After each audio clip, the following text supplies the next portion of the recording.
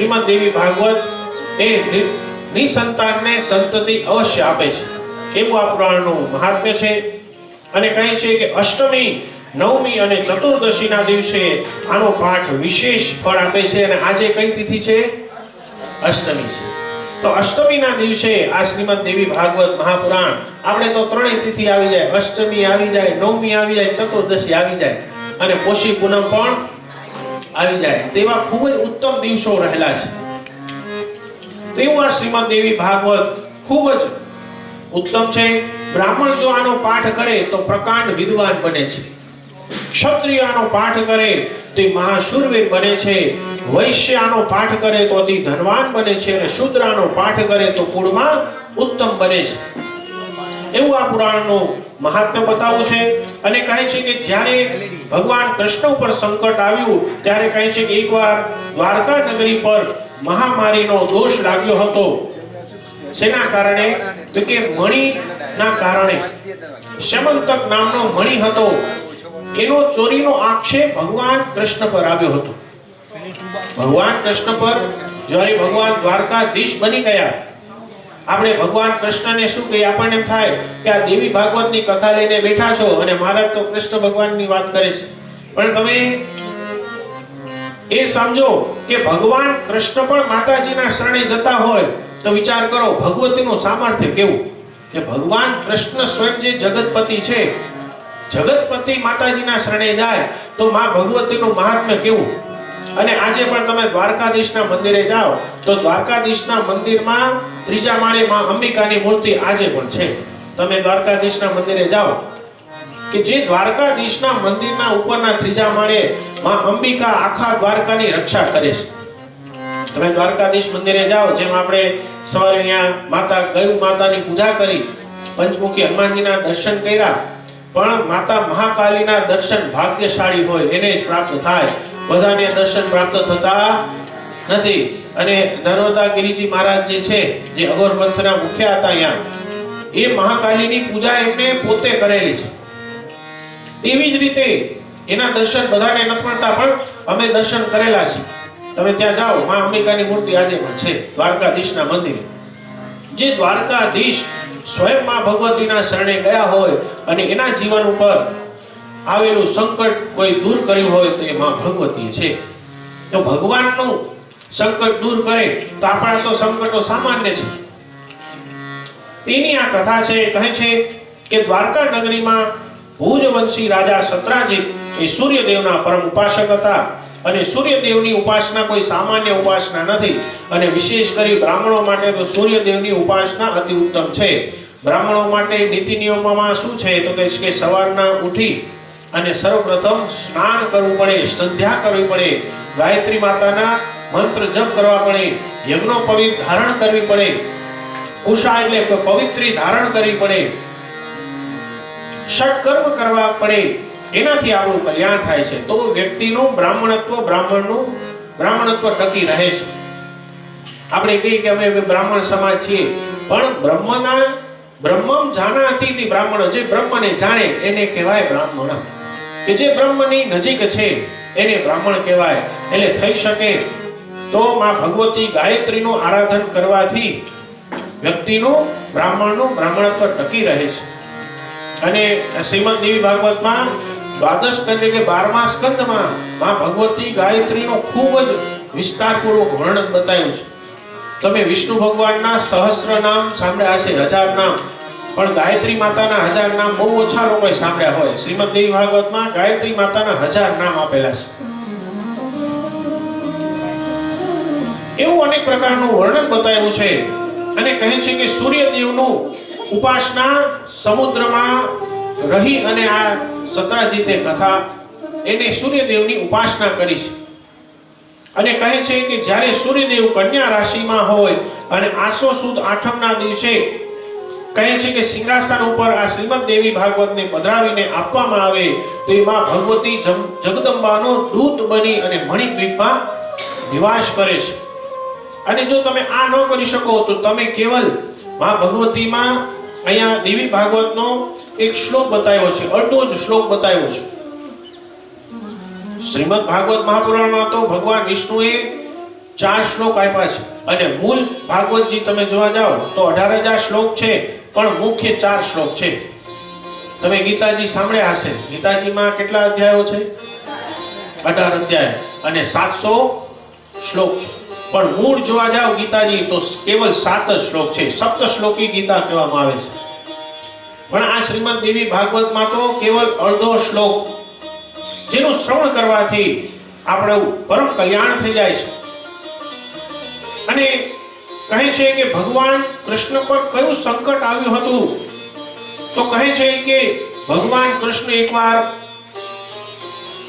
મણીનો ચોરીનો આક્ષેપ આવ્યો તે માટે કરી જંગલમાં ગયા હતા અને જંગલમાં 28 દિવસ સુધી ભગવાન કૃષ્ણ પાછા નહોતા આવ્યા. એને લઈ આપણા સ્વજન હોય બારગામ ગયા હોય અને બારગામથી લાંબા સમય સુધી આપણે ત્યાં પાછા ન આવે. ચલો લાંબા દિવસોની તો વાત છોડો, 1 કલાક પણ આપણે આપણા સ્વજન બહાર ગયા હોય અને ફોન ન લાગે, નોટ રીચેબલ આવે તો આપણને કેવી ચિંતા થઈ જાય. તો વિચાર કરો વસુદેવજીને કેવી ચિંતા થઈ હશે. તો કહે છે કે ભગવાન કૃષ્ણ પર કયું સંકટ આવ્યું હતું? તો કહે છે કે સત્રાજીત નામના યાદવે સૂર્યદેવનું આરાધન કર્યું હતું અને મૈત્રી સૂક્ત દ્વારા એમને 17,000 પાઠ કર્યા. અને આજે પણ આ મૈત્રી સૂક્તનો તમે પાઠ કરો તો સૂર્યનારાયણ અવશ્ય પ્રસન્ન થાય. અને ખૂબ જ જેમ તમે રુદ્રી પાઠ કરો, રુદ્રાભિષેક આપણો બ્રાહ્મણોને ખ્યાલ જ હોય, રુદ્રાભિષેકના 10 અધ્યાય છે, એમાંનો 4થો અધ્યાય આ મૈત્રી સૂક્ત છે. એ ખૂબ જ ઉત્તમ છે, બતાવ્યું છે. એનો પાઠ કરવાથી અને આ સત્રાજીત યાદવે આ સૂર્યનારાયણની આરાધના કરી અને સ્વયં સૂર્યનારાયણે પ્રગટ થઈને સત્રાજીતને સમંતક નામનો મણી આપ્યો છે. સ્વયં સૂર્યનારાયણે સમંતક નામનો મણી આપ્યો છે. અને આ સમંતક નામનો મણી એટલો દિવ્ય છે કે જે વ્યક્તિ આને ધારણ કરે એ સૂર્યનારાયણ જેવો તેજસ્વી થઈ જાય છે. અને આ મણી જેની પાસે હોય એના જીવનમાં કોઈ પણ પ્રકારનો રોગ આવતો નથી. એટલા માટે આપણે આજે બધા વિડીયો આદિ નવરત્ન છે એને રત્નોને ધારણ કરીએ છીએ. ઘણીવાર અમને પ્રશ્ન કરે ભાઈ રત્ન ધારણ કરવાથી શું થાય? તો એ રત્ન ધારણ કરવાથી કહે છે કે મનુષ્યનું શરીર 7 રંગોથી બનેલું છે. 7 પ્રકારના કલર. તમે ચોમાસામાં જુઓ, તમે આકાશમાં ઇન્દ્રધનુષ જોયું હશે, તમે બધાએ જોયું હશે. તેની અંદર 7 કલર છે અને એ 7 રંગોથી જ આપણું શરીર નિર્માણ થયેલું છે. ઘણીવાર લોકોના શરીરમાં, હવે ઘણા લોકો કહે ભાઈ રંગોનું પણ મહત્વ આપણા જીવનમાં કેટલું છે? રંગોનું મહત્વ કહે છે કે આપણા શરીરની અંદર રંગોની ઉણપ હોય? હા, હોઈ શકે. કહે છે કે જેના શરીરમાં લાલ રંગની ખામી હોય, લાલ રંગ ઓછો હોય, એ વ્યક્તિને કહે છે કે તાવ જલ્દી આવી જાય. અને એક પ્રકારની આ રત્નો ધારણ કરવાની પદ્ધતિ એટલે શું? એક પ્રકારની કલર થેરેપી છે. તમે આ રત્ન ધારણ કરો, એના ઉપર સૂર્યનો પ્રકાશ પડે અને એ પ્રકાશ તમારા શરીર ઉપર પડે. કહે છે કે જેના શરીરમાં પીળા કલરની ખામી હોય ને એ વ્યક્તિને શરદી જલ્દી થઈ જાય. ઘણા લોકોને તમે જોયું હશે સાઇનસની બીમારી હોય તો એમ સમજવું કે એને પીળા રંગની ખામી છે. ઘણા લોકોના શરીરમાં બ્લુ રંગની ખામી હોય ને, બ્લુ રંગ વગર વ્યક્તિ રહી ન શકે, પાગલ થઈ જાય. ઘણા લોકોના શરીરમાં બ્લુ રંગની ખામી હોય. અમે ઘણીવાર જ્યોતિષમાં અમે પદ્ધતિ આપીએ કે વ્યક્તિ ઘણાનું મન સંતુલિત ન હોય, તે વ્યક્તિ એની સાથે બ્લુ કલરનું કોઈ વસ્તુ રાખે અથવા બ્લુ કલરના ગ્લાસમાં કે બ્લુ કલરનો કોઈ પણ તેનું માનસિક સંતુલન. આવા 7 પ્રકારના કલર છે. લાલ રંગની કમી હોય તો કહે છે કે વ્યક્તિને વારે વારે જ્વર આવી જાય, ઘણા લોકોને કારણ વગર તાવ આવી જાય. તો એવું આ દિવ્ય મણી છે. એટલે આજે બધા રત્નો ધારણ કરવામાં આવે છે. એ પ્રકારની કલર થેરેપી છે. એના દ્વારા આપણા શરીરની અંદર રહેલા રંગોનું કમી છે પૂરી થાય છે. તો આવો સમંતક મણી છે. એ સમંતક મણી જેમની પાસે પણ હોય એના જીવનમાં કોઈ પણ પ્રકારનો રોગ આવતો નથી, આદિ વ્યાધિ ઉપાધિ આવતી નથી. અને આ સમંતક મણી છે રોજ 8 ભાર સોનું આપે છે. એવો આ દિવ્ય મણી છે. રોજ 8 ભાર સોનું એક ભાર એટલે 20 ગ્રામ, ગણી લો કેટલું થાય. રોજ 160 ગ્રામ સુવર્ણ આપે એવા દિવ્ય મણિ છે. તેવા દિવ્ય મણિ આ સતરાજીતે પોતાના ઘરે લાવી અને સ્થાપિત કર્યો. વિધિ વિધાન પૂર્વક સ્વસ્તિ વાચન કર્યું છે અને એ મણિને પોતાના કંઠમાં ધારણ કરી સતરાજીત દ્વારકા નગરીમાં ભગવાન કૃષ્ણને મળવા માટે આવે છે. અને ભગવાન દ્વારકાધીશ, અત્યારનું જે તમે દ્વારકાધીશના મંદિરે જાઓ એ મંદિરને જગત મંદિર કહેવામાં આવે છે. તમે બહાર જાઓ, આપણે દ્વારકાધીશ નગરીનું મંદિર કહીએ પણ એને મૂળ કહેવાય જગત મંદિર. એ જગ્યાએ ભગવાન સુધર્મા નામની સભા ભરતા. અત્યારે જે દ્વારકાધીશનું મંદિર છે ત્યાં ભગવાન પોતાનું રાજકાર્ય ચલાવતા. બાકી ભગવાન મૂળ રહેતા કઈ જગ્યાએ તો કે બેટ દ્વારકામાં. ત્યાં ભગવાન સુધર્મા નામની સભા ભરે છે અને સમંતક મણિ પહેરી અને આવે છે. તો ઘણાને એમ થયું કે સાક્ષાત સૂર્યનારાયણ પ્રગટ થયા છે અને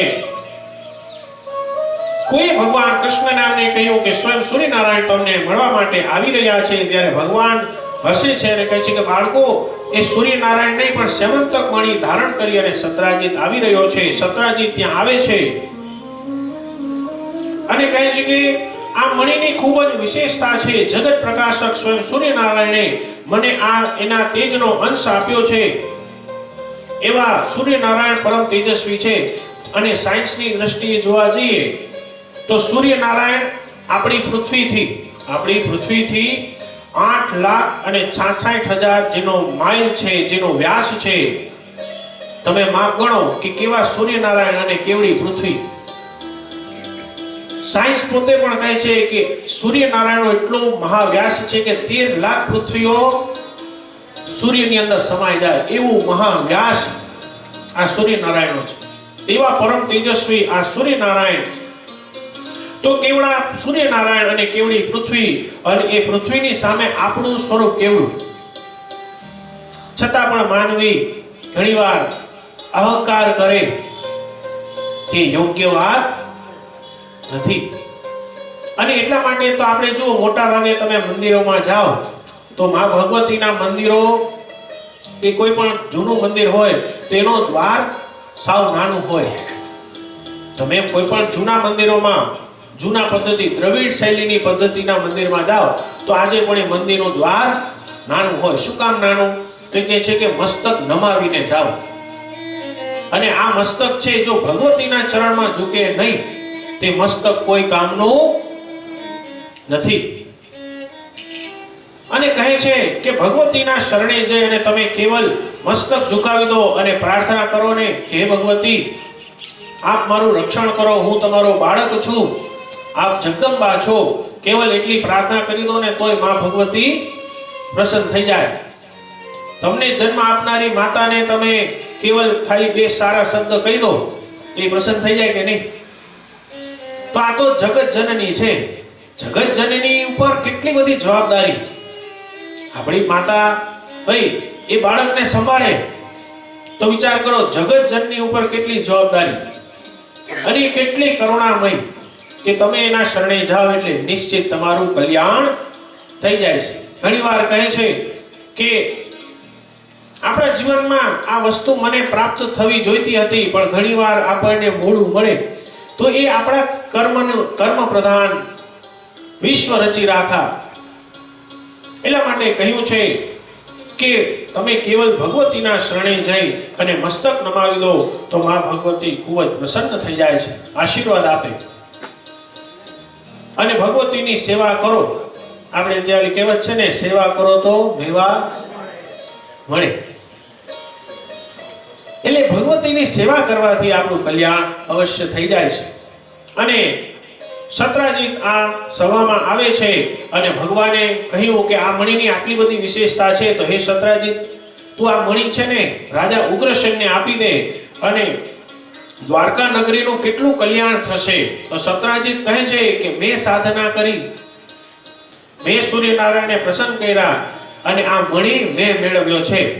ભગવાન અહીંયા કહે છે કે જે વ્યક્તિ જાજુ મેં કરે ને, જે વ્યક્તિ જાજુ મારું મારું કરે, ભગવાન કે એને હું મારું. અને જે વ્યક્તિ એમ કરે કે તારું છે તારું છે તારું છે એને હું તારી દઉં છું. હવે આપણે નક્કી કરવાનું કે આપણે શું કરવું છે. એટલે ભગવતી કહે છે કે આ જગતમાં જો તમને પરમાત્માએ શક્તિ આપી છે, તમને પરમાત્માએ શક્તિ આપી છે તો આવા ઉત્તમ કાર્યો કરવા જોઈએ. અને આપણી કથાના જે યજમાનો છે એને તાળીઓના નાદથી વધાવીએ કે માં ભગવતી એમને પ્રેરણા કરી અને આપણે બધાને અહીંયા ભેગા થવાનો અવસર આપણને મળ્યો છે. કારણ કે ભગવતી પ્રેરણા કરે પણ એને અવસર બનાવી સંકલ્પ કરવો મનુષ્યના હાથનું કામ છે. ભગવતીએ તો ઘણું બધું આપ્યું છે પણ આપણની ઈચ્છા ન થાય તો કઈ થતું નથી.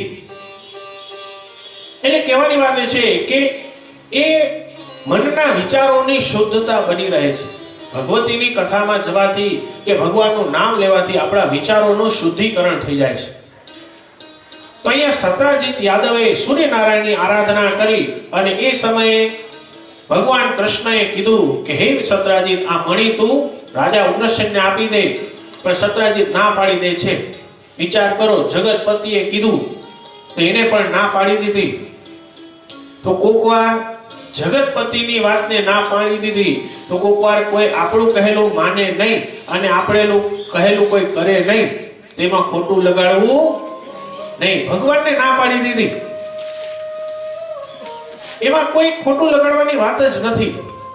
કોકના કહેવાથી જો તમે તરત રિએક્ટ કરો, કોક કાંઈક કહી જાય, ઘણીવાર કોઈ સારા શબ્દો પણ કહે, અમને ઘણીવાર કે મારા સારી કથા આમ તેમ અમને ઘણીવાર કહે, પણ એમાંથી ફૂલાઈ જવાય નહીં.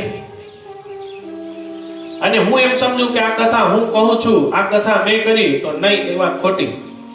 આ કથા હું કરતો જ નથી, આ કથા ભગવતી કરાવે છે. જો એવો ભાવ હોય ને તો કથા સફળ થાય. બાકીમાં કઈ ખોટું લગાડાય નહીં. અને ભગવાન કૃષ્ણએ તો સારો વિચાર આપ્યો હતો કે હે સત્રાજીત, આ અમૂલ્ય મણી છે, આને તું સાચવી શકીશ નહીં. થઈ શકે કે કોઈ વ્યક્તિને ખબર પડે કે અમૂલ્ય મણી આની પાસે છે તો કોઈક તારા ઉપર સંકટ પણ આવે, કોઈ તને મારવાનો પણ પ્રયાસ કરે. તમે કોઈ સામાન્ય કોઈ ગરીબ વ્યક્તિના હાથમાં લાખો રૂપિયા આપી દો, તે વ્યક્તિ એને સાચવી શકશે નહીં.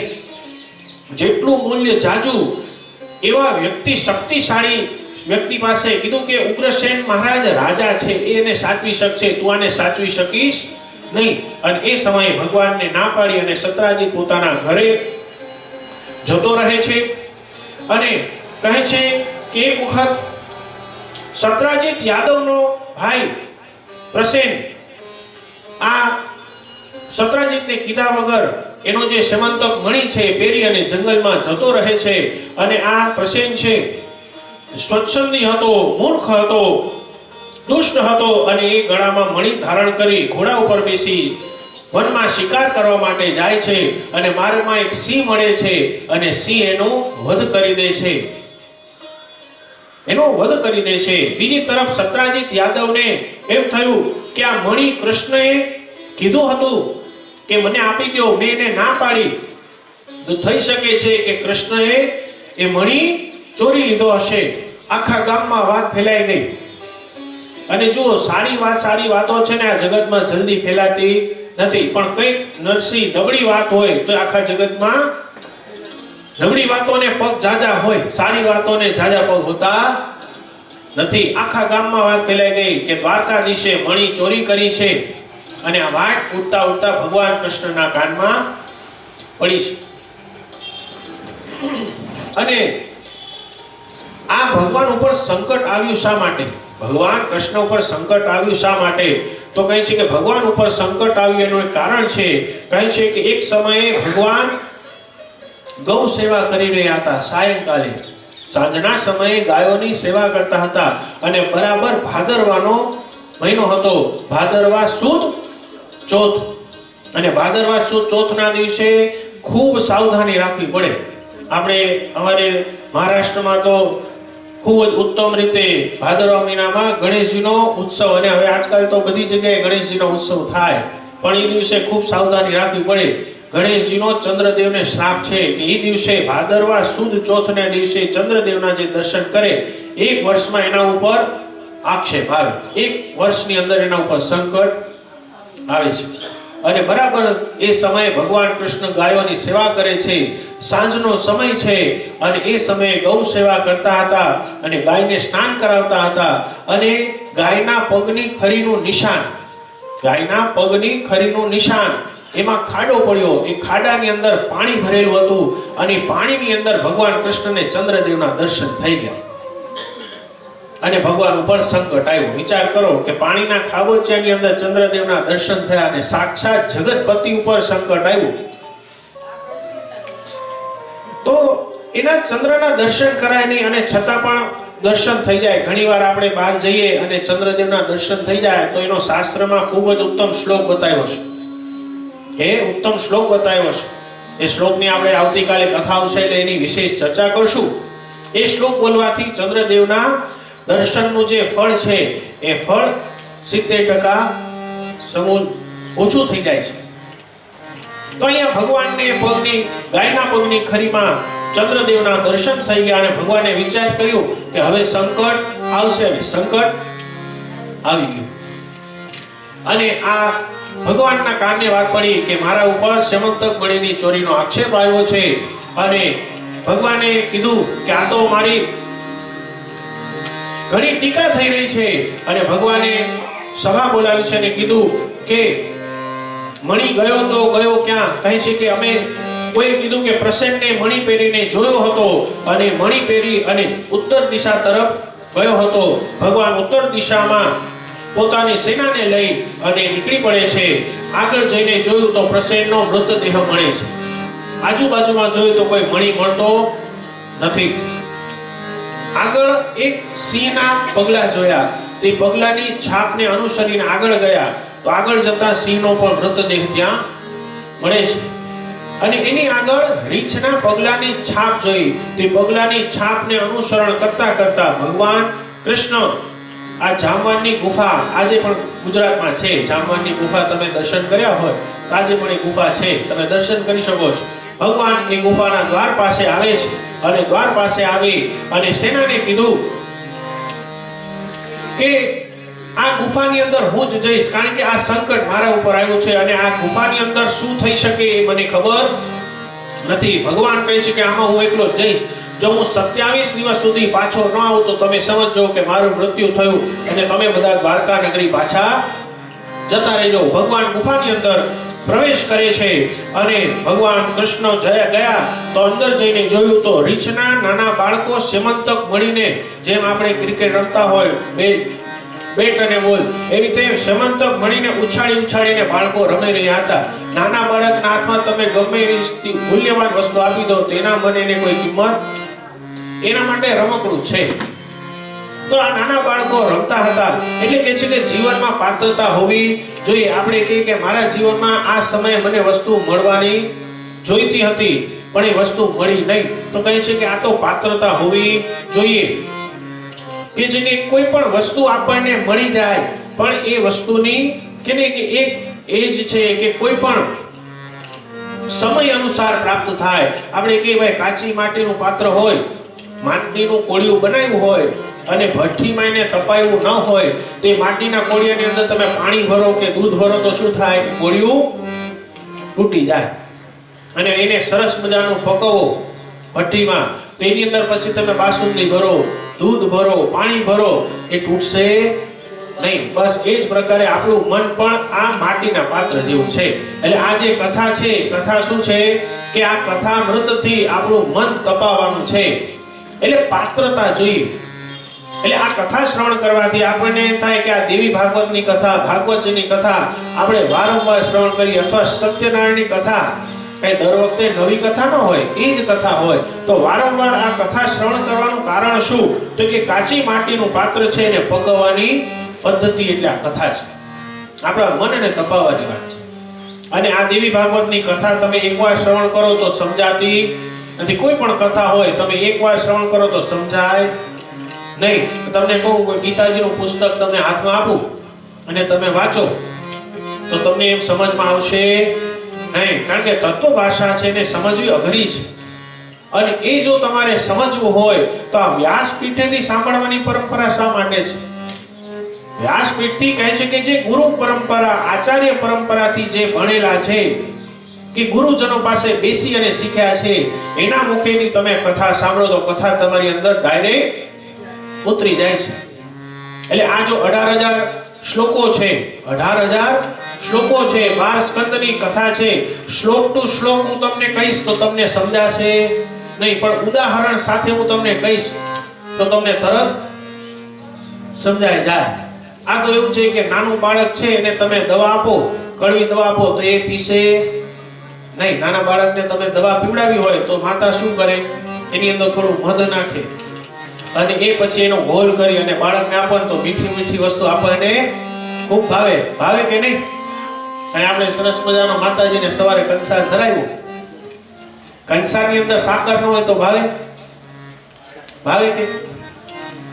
તેની અંદર તમે સરસ સુંદર મજાની સાકર નાખો તો આપણને કંસાર કેવો મધુર લાગે. બસ સંસાર જ એવો છે. અને કંસાર શું કામ ધરવામાં આવે?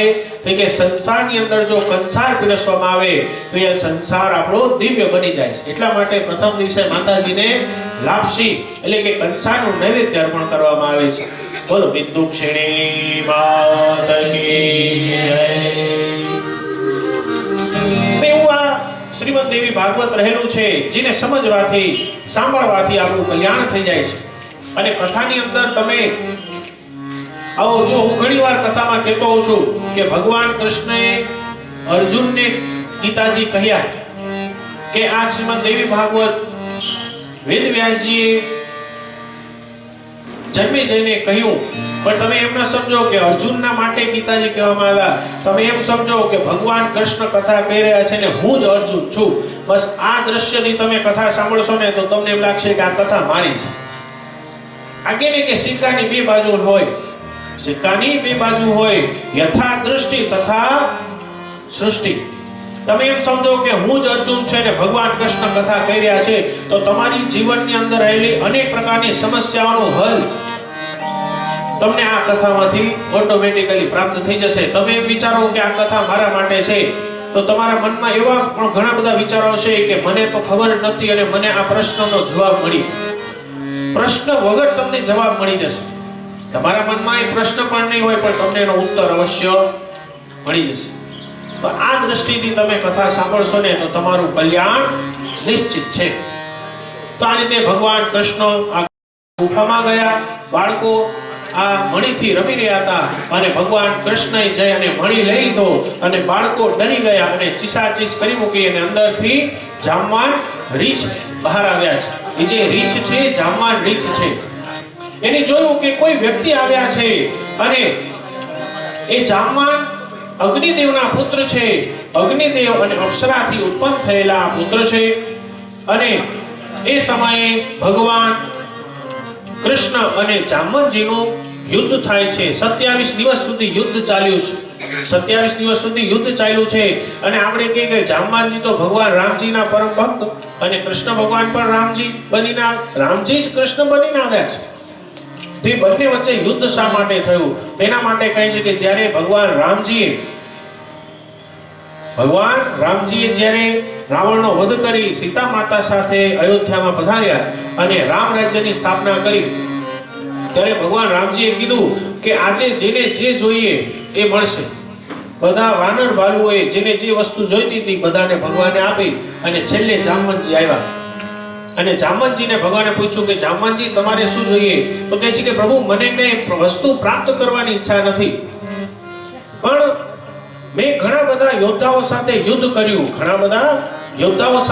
કર્યું, પણ ભગવાન હે પ્રભુ શું તમે ધનુષ બાણ ચડાવો અને તમારી આમ ભુજા ઉઠે અને શું તમે તીરનું નિશાન લો અને શું તમે તીર છોડો અને રામબાણ એવું છે કે આપણે કહીએ કે 100 દર્દની દવા એટલે રામબાણ, 100 દર્દની એક દવા એટલે રામબાણ. અને રામજીનું બાણ એવું છે કે ભગવાન આમ તીર છોડે એ નિશાન લઈ એ વસ્તુનો કે કોઈ પણ રાક્ષસનો વધ કરીને બાણ પાછું રામજીના તોડીમાં પાછું આવી જાય.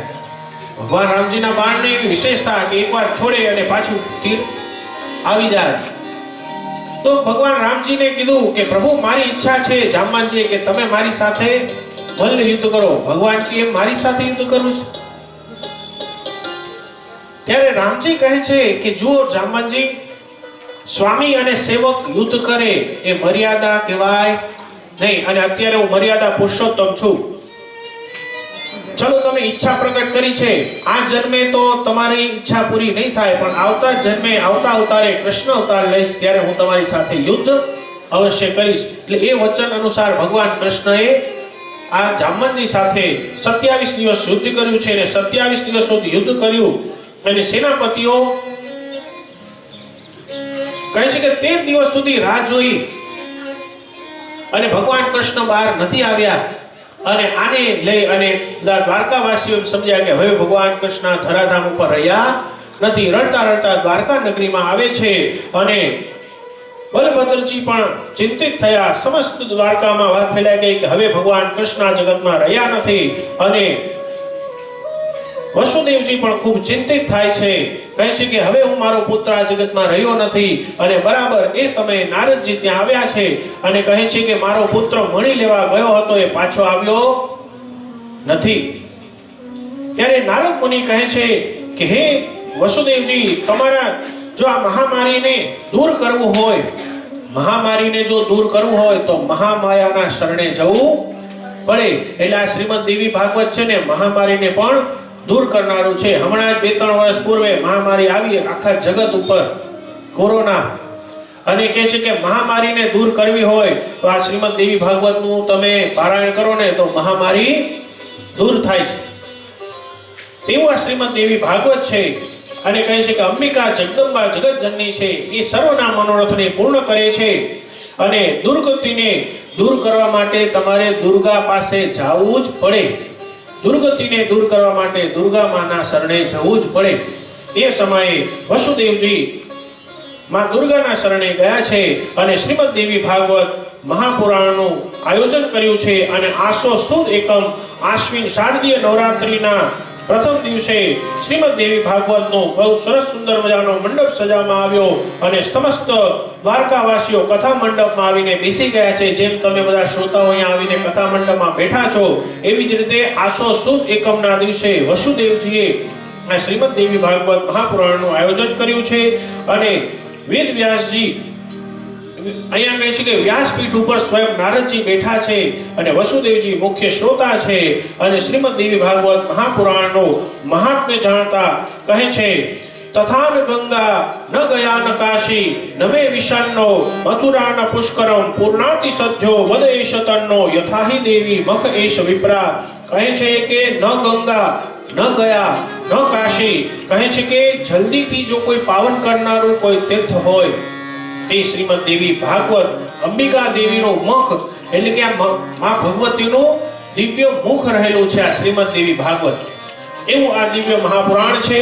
અને મમતામય વાણી સાંભળી વસુદેવજી ગદગદ થયા છે અને કહે છે કે પૂર્વે જ્યારે આકાશવાણીમાં ભગવતીએ કરી હતી અને કંસે મને અને દેવકીને કારાવાસમાં પૂરી દીધેલા, અને ત્યારે કંસે મારા અને દેવકીના શિશુઓનો વધ કર્યો, ત્યારે મેં ભગવતીના આરાધન કર્યું હતું. અને કહે છે કે અમારા બાળકની રક્ષા કરવા માટે વસુદેવજીએ કુલગુરુ ગર્ગાચાર્યને બોલાવ્યા. અને સંકટમાંથી તારનાર કોઈ હોય તો એ ગુરુ જ હોય. સદગુરુના શરણે જાઓ. સદગુરુ કઈ રીતે કૃપા કરે છે?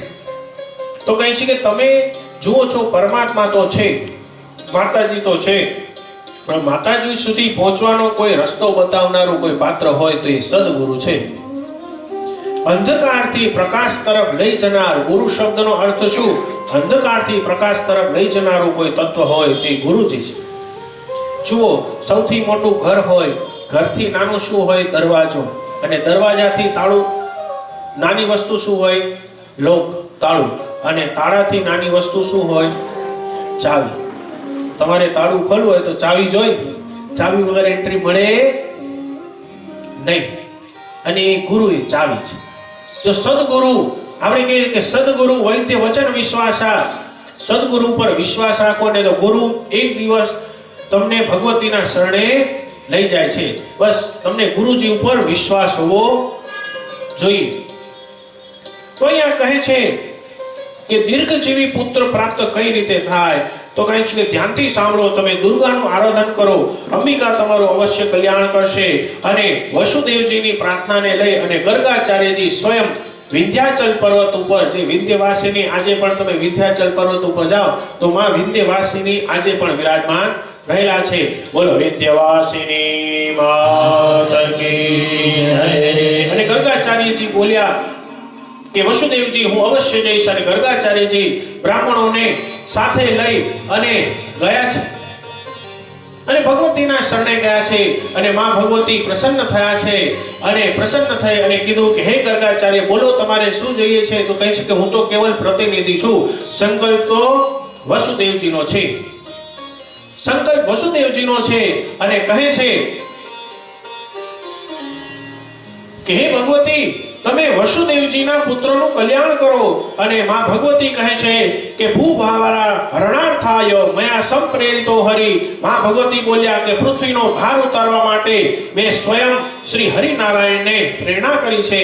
અને એ 8મા પુત્ર તરીકે હરિનારાયણ આવશે અને ગોકુળમાં નંદજીના ઘરે તેમને પહોંચાડવાના છે. વસુદેવજીએ કહ્યું કે બાલકૃષ્ણનો જન્મ થશે ત્યારે બેડીઓના બંધન ખુલી જશે, દરવાજા ખુલી જશે, દ્વારપાલો સૂઈ જશે, યમુનાજી તમને માર્ગ આપશે અને ગોકુળમાં હું માયાથી બધાને નિદ્રાધીન કરી દઈશ.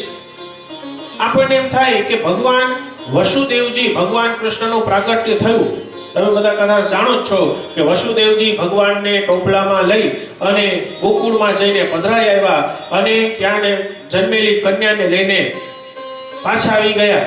વિચાર કરો કે કોઈ પ્રસૂતા એટલે કોઈ માતા બનવાના હોય એના રૂમમાં જઈ અને કોઈ પુરુષ જઈ અને પાછા લઈ આવે, એ સરળ છે? બાળકને બદલવું એ સરળ છે? તો કહેવાની વાત એ છે કે અહીંયા ભગવાન,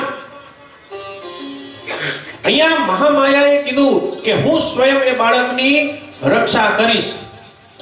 એટલે માં ભગવતી સ્વયં પોતે ભગવાન કૃષ્ણની સેવા, અહીંયા ભગવાન કૃષ્ણની રક્ષા કરવા માટે ગયા છે. કે જે જગત પિતા છે એની રક્ષા કરવા માટે માં ભગવતીએ કીધું હતું કે હું સ્વયં એ બાળકની રક્ષા કરીશ. અને કંસનો વધ કરવા માટે, કંસને દંડ આપવા માટે હું પહેલા જઈશ. ભગવાન કૃષ્ણ પ્રગટીને ગોકુળમાં ગયા અને માતાજી ગોકુળથી અહીંયા મથુરામાં આવ્યા છે. અને તમે જુઓ કે કોઈ પણ દેવ હોય એ દેવતાઓના વાહન જુઓ તો ભગવાન શિવનું વાહન કોણ છે? ભગવાન શિવનું વાહન નંદી, વિષ્ણુ ભગવાનનું વાહન ગરુડ, બ્રહ્માજીનું વાહન હંસ, સરસ્વતી માતાનું વાહન અને માં ભગવતીનું વાહન ખૂંખાર પ્રાણી. જે શક્તિ જેનું વહન કરી શકે. વિચાર કરો કે કોઈ દેવ સિંહ ઉપર બેસવાની કોણ કલ્પના કરી શકે? કોઈ કલ્પના કરી શકે? કલ્પનાની વાત છોડો, આપણે તો એનું કેવલ ગર્જના કરે ને, ભલે તમે 10 કિલોમીટર દૂર હોય તો માણસ ડરી જાય. સિંહ ગર્જના એવી ત્રાળ નાખે ને એના ઉપર માં ભગવતી સવાર હોય તેની શક્તિ કેટલી. બોલો અંબે માત કી જય, જગદંબા માત કી જય. ભગવતીએ કીધું હતું કે હું સ્વયં એમની રક્ષા કરીશ. અને ભગવતી અહીંયા કહે છે કે ગર્ગાચાર્યજીને કીધું કે હું કન્યા રૂપે પ્રગટ થઈશ. વસુદેવજીને કહો કે કોઈ ચિંતા ન કરે અને એ પછી દુષ્ટોનો નાશ કરી ભગવાન કૃષ્ણની રક્ષા કરી માં ભગવતી વિંધ્યાચલ પર્વત ઉપર વિરાજમાન થયા છે. એવા વિંધ્યવાસિની માતાને વંદન. બોલો વિંધ્યવાસિની માત કી જય, બાલકૃષ્ણ ભગવાન કી જય. એવા ભગવાન બાલકૃષ્ણના જન્મ વખતે પણ માં ભગવતી એમની રક્ષા કરી હતી. અને કહે છે કે વસુદેવજી બ્રહ્મને માથા ઉપર લઈને ગયા, બ્રહ્મને માથે લઈને ચાલ્યા તો બેડીઓના બંધન તૂટી ગયા, દ્વાર ખુલી ગયા, યમુનાજીએ સ્વયં માર્ગ આપ્યો. બ્રહ્મને માથે લઈને ગયા તો મુક્ત થઈ ગયા અને માયાને લઈને એવા પાછા તો પાછી બેડીઓ બંધાઈ ગઈ.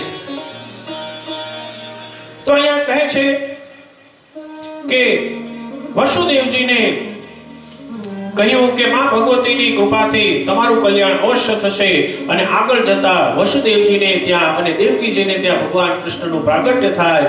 વસુદેવજી ભગવાન કૃષ્ણને લઈ અને ગોકુળમાં પધરાયા આવ્યા. માં ભગવતીને લઈને પાછા આવ્યા અને કંસને કીધું કે હે દુષ્ટ, તું શું મને મારીશ? અષ્ટભુજા રૂપે માં ભગવતી પ્રગટ થાય છે અને તને મારવા વાળો કંઈક જન્મી ચૂક્યો છે. અને એ સમયે વસુદેવજી ઉપર માતાજીની કૃપા થઈ હતી. એ જ અનુસાર અહીંયા પણ ભગવતીની આરાધન કર્યું છે અને બરાબર ભગવાન કૃષ્ણ અને જામવંતજીનું 27 દિવસ સુધી યુદ્ધ ચાલ્યું છે. 27 દિવસ સુધી યુદ્ધ ચાલ્યું છે અને યુદ્ધના અંતિમ દિવસે ભગવાન કૃષ્ણએ એવું યુદ્ધ કર્યું કે જામવંતજીના બધા જ હાડકા છે એ હલાવી નાખ્યા છે. એવું યુદ્ધ કર્યું છે અને અંતે જામવંતજી કહે છે કે હે પ્રભુ, હું આપને ઓળખી ગયો, તમે જ મારા રામજી છો. કારણ કે 27 દિવસ સુધી શું એક દિવસ પણ કોઈ મારી સાથે યુદ્ધમાં ટકી શકે નહીં. ભગવાનના શરણે જાય છે અને કીધું કે હે પ્રભુ, અત્યારે આપનું અચાનક આગમન, તો કહે છે કે આ સેમંતક મણીની ચોરીનો આક્ષેપ મારા ઉપર આવ્યો છે. સેમંતક મણીની ચોરીનો આક્ષેપ મારા ઉપર આવ્યો છે અને કહે છે કે જામવંતજી બોલ્યા કે મણી તો મેં મારી દીકરીને આપી દીધો છે. અને કહે છે કે પિતાએ એકવાર દીકરીને આપેલું ધન પિતા પાછું લેતા નથી, તો એ કરવું શું? ભગવાન કે ગમે થાય, મણી તો મારે લઈ જવો પડશે. તો કહે છે કે પ્રભુ એક કામ કરો, તમને હું મારી મણી જેવી દીકરી જામવંતી હું તમને અર્પણ કરું છું. તમે એની સાથે વિવાહ કરી લ્યો અને દાયજામાં મણી લઈ લો. અને અંતે જંગલમાં મંગલ થયું અને ભગવાન કૃષ્ણના વિવાહ જામવંતીજી સાથે થયા. બોલ કૃષ્ણ કનૈયા લાલ કી જય. ભગવાન કૃષ્ણ દ્વારકા નગરીમાં પધાર્યા છે અને સમસ્ત દ્વારકા નગરીમાં બધા જ પ્રસન્ન થયા છે અને જય જયકાર કરવા લાગ્યા. બોલ દ્વારિકાધીશ કી જય. કૃષ્ણ કનૈયા લાલ કી જય. ભગવાન કૃષ્ણએ સત્રાજીત યાદવને કીધું કે હે સત્રાજીત, તે વગર વિચારીએ મારા ઉપર આક્ષેપ નાખ્યો હતો. અને એ સમયે બધા જ બોલવા લાગ્યા કે હે સત્રાજીત, તે ખોટું કર્યું, દ્વારકાધીશ ઉપર તે આક્ષેપ નાખ્યો, આમ છે તેમ છે. આ તો વાયુ અનુસાર છે. ઘણીવાર એવું બને કે વ્યક્તિઓ તમને ઊંચા આસન ઉપર બેસાડી દે અને ઘણીવાર એવું પણ બને તમને નીચે પણ બેસાડી દે. અહીંયા પેલા કીધું કે કૃષ્ણ નાનપણમાં માખણ ચોરી કરતા હતા, મોટા થઈને થઈ શક્યો અને મણીની ચોરી પણ કરી હશે. અને અંતે લોકો સત્રાજીતને ખરી ખોટી સંભળાવા લાગ્યા. સત્રાજીતથી આ સહન થયું નહીં અને દ્વારકાધીશના શરણે આવે છે અને કહે છે કે હે પ્રભુ, દ્વારકા નગરીમાં હવે લોકો મને રહેવા દેશે નહીં હો. તો ભગવાન કે હવે કરવું શું? તો કહે છે કે પ્રભુ, એક મારી મણી જેવી દીકરી છે, સત્યભામા નામની મારી એક દીકરી છે. પ્રભુ, તમે એની સાથે વિવાહ કરી લ્યો તો હું તમારો સસુર થઈ જઈશ અને લોકો મને કઈ કહેશે નહીં. ભગવાન કે જેમ તમે કહો. ભગવાન કે હવે તમે જેમ કહો, કારણ કે આપણે તો લાંબુ લિસ્ટ, લાંબી મંજિલ કાપવાની છે. કારણ કે ભગવાન કૃષ્ણના કેટલા વિવાહ થયા? 16,108. ભગવાન કે આપણી ના છે જ નહીં.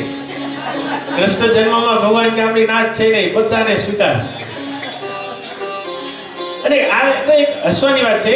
અને આપણે કહીએ કે ભાઈ ભગવાનને આટલા બધા વિવાહ શા માટે કર્યા? તો કહે છે કે ભગવાન જ્યારે નૃસિંહ બન્યા, કચ્છપ અવતાર લીધો, મત્સ્ય અવતાર લીધો, રામજી બનીને આવ્યા, ત્યારે ભગવાને રામજીની જીવનમાં બધી એક જ વસ્તુ, એક વચન, એક ધનુષ, એક બાણ, એક પત્ની. એટલે ભગવાન કૃષ્ણના એટલે રામજીના જીવનમાં જુઓ, કહે છે કે મેં એક પત્ની વ્રત લીધું છે. કહે છે કે કેટલા લોકોએ ભગવાનને કીધું પ્રભુ તમે મારું વરણ કરો, તમે મારું વરણ કરો. ભગવાન કે અત્યારે એ શક્ય નથી, અત્યારે હું મર્યાદા પુરુષોત્તમ છું. કહે છે કે જ્યારે કૃષ્ણ બનીશ ને ત્યારે લોટમાં બધાને આપણે એક સાથે. એટલે ભગવાને આ વચન પૂર્ણ કરવા માટે અને એક સ્વરૂપે નહીં. આપણને એમ થાય કે એટલા બધા, એટલે અહીંયા કહેવાની વાત છે કે ભગવાન કૃષ્ણએ 16,108 એક અર્થ એવો પણ છે કે આપણા શરીરની અંદર 16,108 નાડીઓ રહેલી છે. આપણા શરીરની અંદર જે લીલી નસ છે જેની અંદર રક્ત વહે છે, એ રક્ત જે વહે છે એના ઉપર જેનું આધિપત્ય છે, 16,108 નાડી ઉપર જેનું આધિપત્ય છે એવા ભગવાન કૃષ્ણ. અને બીજા અર્થમાં કહે છે કે ભગવાને 16,108 સ્વરૂપ ધારણ કર્યા છે. એક સ્વરૂપે વિવાહ નથી કર્યા, 16,108 સ્વરૂપ ધારણ કર્યા છે. દ્વારકા નગરી, અત્યારની જે દ્વારકા નગરી છે તમને દેખાય છે, એ તો બહુ નાની, લઘુ એટલે કે બહુ નાની નગરી છે. મૂળ દ્વારિકા તો પાણીમાં ડૂબી ગઈ છે. આજે પણ રિસર્ચ તમે કર્યો તો અંદર તમને નગરી દેખાય છે. આજે પણ એ નગરીની અંદર ભગવાનનો મહેલ એટલો બધો વિશાળ હતો કે 16,108 ભવન બનાવેલા ભગવાને. સુદામા ચરિત્રમાં તમે કથા સાંભળો તો આખું દ્વારકા નગરીનું અહીંયા વર્ણન છે. તેવા ભગવાને અહીંયા સત્યભામા સાથે વિવાહ કર્યા છે. તો આ સેમંતક મણિના આખ્યાનમાં ભગવાનને 2 વિવાહ કરવા પડ્યા મણિના કારણે. એ સેમંતક મણિના કારણે એટલા માટે જુઓ, મૂલ્યવાન વસ્તુ, જગતની સર્વશ્રેષ્ઠ મૂલ્યવાન વસ્તુ આપણને એના પ્રત્યે આકર્ષણ થાય, પણ મોટે ભાગે સેમંતક મણિ કે કોઈ પણ મણિ હોય, આ કોહિનૂર ડાયમંડ છે, આપણને થાય મૂલ્યવાન, પણ જે વ્યક્તિ પાસે હોય ને એ વ્યક્તિનો નાશ નિશ્ચિત છે. તમે ઇતિહાસ ઉપાડીને જોઈ લો. મૂલ્યવાન વસ્તુઓને ધારણ કરવાની શક્તિ ભગવાને બધાને નથી આપી, બધાને આપી નથી. સેમંતક મણિ છે સત્રજીતને મળ્યો, આરાધના કરીને મેળવી તો લીધો, પણ આપણે કહીએ કે ધન કમાવું સહેલું છે પણ એને સાચવવું અઘરું છે. ધન તો ગમે તેમ કરી વ્યક્તિ કમાઈ લે પણ એને સાચવવું અઘરું થાય. આવા પછી ક્યાં રાખવું એનું પણ ટેન્શન. એટલે કહેવાની વાત એ છે કે લક્ષ્મીજી કૃપા તો કરે, પણ આપણે પાત્રતા એક વાત છે કે આ પાત્રતા કોણ આપે? ભગવતી બિંદુ શ્રેણીના શરણે જવું પડે. તેવા આદ્યશક્તિની કૃપાથી તે સમયે વસુદેવજીએ કહ્યું કે તે સમયે પણ મારું રક્ષણ થયું હતું, તેવા હે ભગવતી આપ મારું કલ્યાણ કરો. એટલા માટે હે દેવર્ષિ નારદજી તમે જ કૃપા કરો. અને એ સમયે બ્રાહ્મણોએ નવાના મંત્રોને દુર્ગા સપ્તશતીનો પાઠ કર્યો અને યજ્ઞ ચાલ્યો અને અંતિમ દિવસે યજ્ઞ કર્યો છે ને યજ્ઞની પૂર્ણાહુતિ થઈ અને બરાબર વસુદેવજી બધાને ભોજન કરાવે છે, બધાનું ગુરુજનોનું પૂજન કરે છે. અને બીજી તરફ ભગવાન કૃષ્ણએ જામવંતી સાથે યુદ્ધ કર્યું અને જામવંતીજી સાથે વિવાહ કરી અને ભગવાન પાછા આવ્યા છે. બધાએ ભગવાનનું ખૂબ જ વધામણા કર્યા છે અને ભગવાનનો સ્વાગત સત્કાર કર્યું છે. અને કહે છે કે ભગવાન કૃષ્ણનું લોકોએ ખૂબ જ સ્વાગત કર્યું છે, જય જયકાર કર્યો છે. અને એ પછી સત્યભામાજી સાથે ભગવાને વિવાહ કર્યો છે. અને એ પછી ભગવાન કૃષ્ણ ઉપર આવેલું આજે સંકટ દૂર થયું. અને એ સમયે કહે છે કે ભગવાન કૃષ્ણ એ સમયે સત્રાજીત યાદવને આ સેમંતક મણિ પાછો આપ્યો અને કીધું કે લે આ તમારો મણિ. અને કહે છે કે અંતિમ સમયે એ સત્રાજીતે સત્યધર્માને વધ કર્યો એ કથા. અને આ તો એવું છે કે લાડી વાડી ગાડી જળ જમીનને જોરું ત્રણેય ગજિયાના. એટલે કહેવાની વાત એ છે કે આ જે કથા છે એ શું છે કે આપણા જીવનમાં પાત્રતા લાવે છે. દેવર્ષિ નારદજીએ ભગવાન કૃષ્ણના પધારવાથી વસુદેવજી અને ભગવાન કૃષ્ણ બંને પ્રસન્ન થયા છે.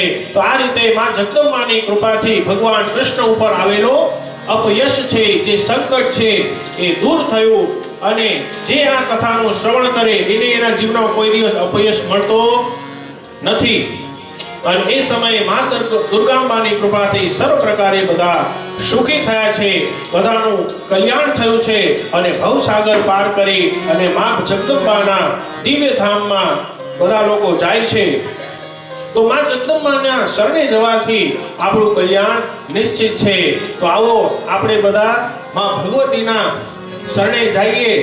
આપણી કથા છે બરાબર 4:30 વાગે આપણે કથા શરૂ કરી અને બરાબર અત્યારે 6 વાગ્યા છે. 1.5 કલાક થઈ. તમે લોકો બેઠા છો તો થોડો પગ પણ મોકળા થઈ જાય અને તમને આનંદ પણ આવી જાય. તો એક સરસ સુંદર મજાનો રાસ થઈ જાય. અને રાસ રમવાથી શું થાય? કહે છે કે આપણે છીએ ભગવતીની પાસ. આપણે કોની પાસ છીએ? ભગવતી બિંદુક્ષિણીની પાસ. માટે રમવો છે રાસ. આવો થોડા ક્ષણ માટે તમને બધાને પણ આનંદ